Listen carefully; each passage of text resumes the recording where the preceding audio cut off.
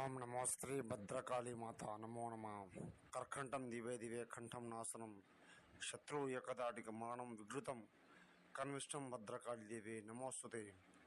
శూలం ఏకవారణం మహావీరం కంఠం దివే దివే మరణం, మూలం దివే దివే సంహరణం నాశనం, మంత్ర సాధనం ఏక దిగ్బంధనం మూలఖండనం. అందరికీ నమస్కారాలు. శత్రువుని హతమార్చాలంటే, మరణం చేయాలి అంటే గురుగారి దగ్గర పనివ్వడం మాత్రం జరుగుతుంది.